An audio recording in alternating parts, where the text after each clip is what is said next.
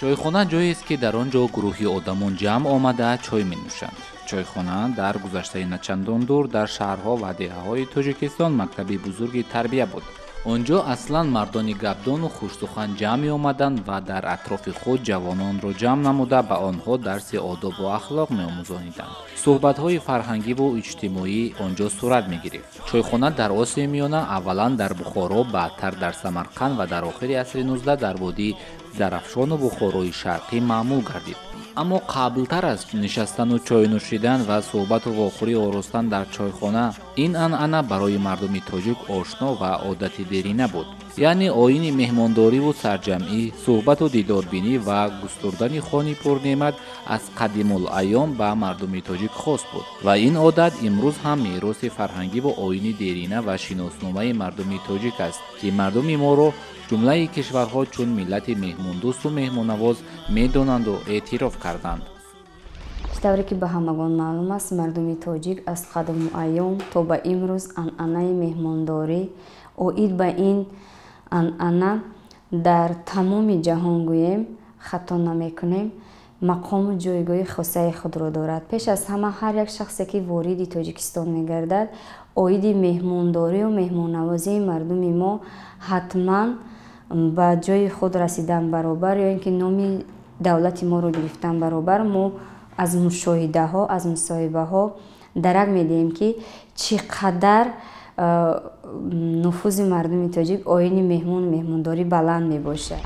чойхонаҳо аслан аз ду қисмат иборат буд. қисмати асосиро самовархона ва қисмати дуввумро ҷойи нишастану чой нӯшидан ташкил менамуд. яке аз нақшҳои асосиро дар фазои хубу хуши чойхона нафаре иҷро мекард ки ӯро чойхоначӣ мегуфтанд. чойхоначӣ касе буд ки дар чойхона ва ё дигар маъракаҳои мардум чойро меҷӯшонид ва ба мардум мерасонд. ӯ кӯшиш мекард ки чойро ба таъби нафари чойнӯш омода кунад.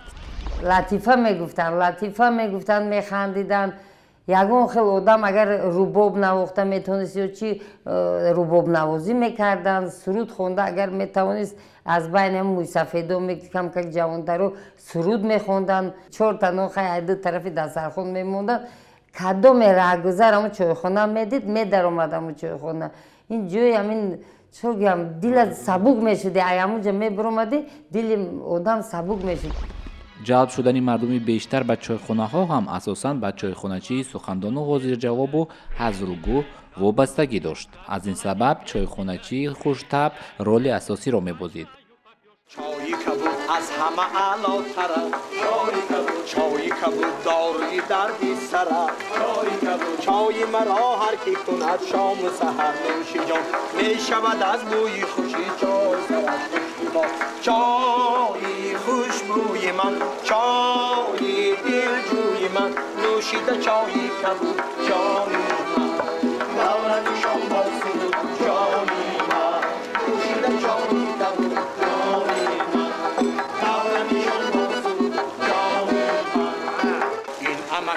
نوشیده چای و عسل خواب نموده است به مثلی کسل خوابی گران راحتی جان خلل مده بی سبب آن دیگران بسته میان کار کنن روز و شب چای خوشبوی من چای دلجوی من نوشیده چای کبود جانی من دورم شام باسه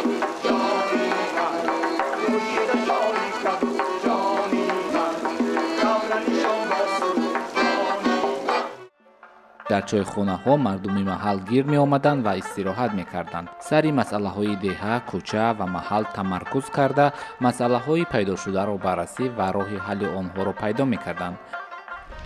аслан дар гузаштам аҷдодони мо дар вобаста ба шаҳру ноҳияҳо намуди ҳам меҳмондорӣ, ҳам сари як пиёла чой нишастан маслиҳат кардан минтақа ба минтақа ба куллӣ фарқ мекунад. дар вилояти суғд бошад, шаҳру ноҳияҳо бештар чойхонаҳое вуҷуд дошт ки ҳам дар гузашта ва ҳам имрӯза дар он ҷо мардҳо ҷамъ меоянд. мардҳои ҳамон як деҳа, ҳамон як ноҳия, як минтақа, ё ин ки мардҳои як кӯча ҷамъ мешаванд дар чунин намунаи чойхона. чойхонаҳо сари як пиёла чой метавонанд аз суханҳои ҳаррӯзаи маишии кори худро суҳбат намоянд ё ин ки дар бораи тарбияи оила, тарзи зисту зиндагӣ аст суҳбат мекунанд сари як пиёла чои гарм ва метавонанд боз инчунин дигар маслиҳатҳое ки миёни мардҳо бояд вобастагӣ дорад аз мардҳо миёни худ бо сари як пиёла чой нишаста суҳбатҳо мегузаронанд. хусусияти хуси меҳмоннавозии ҳамин тоҷикон дар ҳамин вай мешавад ки масалан ягон раҳгузар мегузашт он вақт воситаҳои нақлиёт камтар буданд масалан бисёртар асб қатар меомаданд мошинам камтар буд лекин ҳамон одамое ки дар чойхона шидагӣ буданд ва ё ягон мошин меистод ҳамин дар ягон кас рафта ҳамин вай мекард даъват мекард ки биёед шинед як пиёла чой хӯред гуфта ҳамин вай одам масалан роҳгузар ё меҳмон бошад вайам омада мешист чой мехӯрданд. чойхона ба ғайр аз ин ҷои тарбияи насли наврасан буд. масалан агар ягон мабудо ягон кас ягон кори вай мекард ҷавонҳо ягон кори холқу атвор номувофиқ вай мекард ягон содир мекард насиҳат мекарданд мегуфтанд ки кори нағз нашуд ҳама хел маслиҳат мекардан ҳама насиҳат мекардан вай одам масалан ҳамон ҷои тарбия буд. тавре гуфтем дар охири асри 19 ва аввали асри 20 дар баъзе аз чойхонаҳои шаҳрҳо деҳаҳо қиссахониву қиссагӯӣ аз шоҳнома барзунома абулмуслимнома чордарвеш ҷомеулҳикоёт аз ашъори ҳофиз бедил сурат мегирифт. дар баробари шеъру қисса мардум ба латифагӯиву ҳазлу шӯхӣ ва аксиягӯӣ ба хотири рафъи хастагӣ машғул мешуданд. мусиқӣ буд доимо шӯхиё буд одамо ҳавас кардӣ мерафтанд доимо чойникҳо истодагӣ буд ҳамон пиёло мондагӣ буд 4 та нохай ду тарафи дастархон мемонданд кадоме раҳгузар ҳамон чойхона медид медаромад ҳамон чойхона ин ҷои ҳамин чо гӯям дилат сабук мешуди ҳамонҷа мебиромадӣ дили одам сабук мешуд. моҳигир як рӯз лаблаби дайро тарафи чоркуба рафтааст. инҷа рафтааст чорқишлоқанда моҳӣ нест. ӯстар рафтааст зумарашо моҳӣ нест. ҳамтин хулас ки чоркуба рафта қалмоқа пафта шинаду шинат нест моҳӣ шинаду шинат нест соне ахирин якта моҳӣ дармондааст. гирифта бад кара монда шуда шохи бедба овезон кара шинат бачаҳо агала туф шуда маҳӣ маҳӣ маҳӣ гӯдагар ҳамаш баробар вай гуфтааст ки сумкаш это маҳӣ гуфтааст. дар чойхонаҳо хӯроки асосии чою нон ва баъдан шириниҳои маҳаллӣ буд. маҳсулот ё воситаи асосии чойнӯшӣ бошад ҳатман ки чойник, пиёлаҳои мисин ва сафолини хеле зебо ва самоварҳои бузург барои омода кардани чой буд. дар чойхона ҳамчунин баъзан ба бозӣ аз ҷумла шоҳмотбозӣ ва дар мавсимҳои баҳору зимистон ба bedonabozиву кавкбозӣ ҳам машғул мешуданд. гуфта мешавад ки барои мӯйсафедони вилояти Суғд чойхона аз хуштарин ҷои вақтгузаронӣ буд ва онҳо дар рӯймоли миёнбанд аз хонаҳои худ мавизу ғулингу туд ва дигар шириниҳо меоварданд бо чойи ҷӯш нӯшиҷон карда суҳбат менамуданду хушҳолӣ. махсус дар чойхона маросимҳои гашта гапхӯрӣ мисол дар вилояти Суғд мо бештар ба назар мерасад ки айни замон низ дар бисёри маҳалҳо деҳаҳо ноҳияву шаҳрҳои вилояти Суғд ҳоло ҳам роиҷ аст ки ин як анъанаи хубе аст дар чойхона барои оне ки як муҳити фарҳангиро ташкил медиҳад. пеш аз ҳама ҳамон ҷалб гардидани шаҳрвандон аз худи солҳои пеш мегуфтанд мисол самаворчӣ яъне ки аз худи ана ҳамон шахсе ки чой ро омода мекунад яъне ки хӯроки махсуси онҷоро омода мекунанд барои ҷалб кардани муштариён мебошад. ногуфтан намонад ки ин анъана сараввал бештар дар минтақаи вилояти Суғд рушд карда буд. айни замон дар дигар минтақаҳои ҷумҳурӣ рушд карда истодааст ва боз мардуми мо дар он чойхонаҳое ки дар сатҳи баланд омода карда шудааст маросимҳои хурсандии хешро низ мегузаронанд.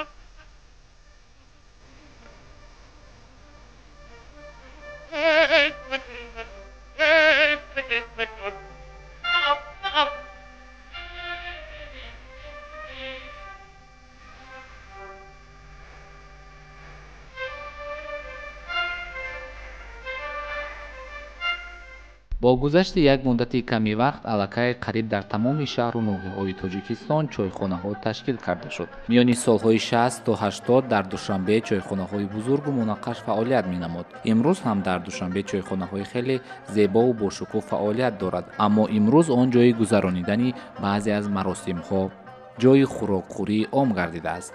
дар шаҳрҳои кӯло, бохтар, данғара, хоруғ, рашт ва дар истарафшану исфара, кони бодому панҷакенту хуҷанд чойхонаҳо фаъолият доранд. чойхонаҳо усули махсуси худро доранд. барои омода кардани чойхона аз ҷониби махсус меъморон, яъне ки тарҳи наққошӣ, кандакорӣ дар чойхонаҳо дида мешавад, ки ҳар як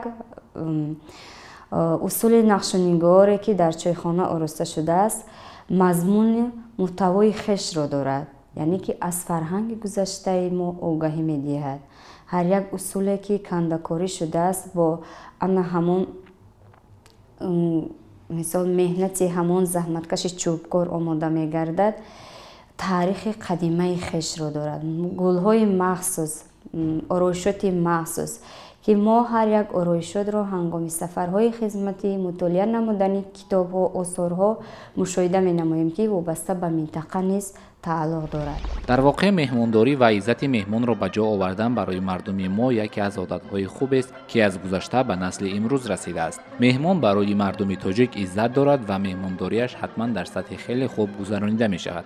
агар чойхонадорӣ дар шимоли кишвар дар асри 20 хеле рушд карда буд, дар ҷануби кишвар ҳамин анъана чун оини деринаи меҳмондорӣ ба дигар шакл гаштак, ҷӯрагӣ дар алоҳидагӣ миёни мардон ва занон сурат мегирифт.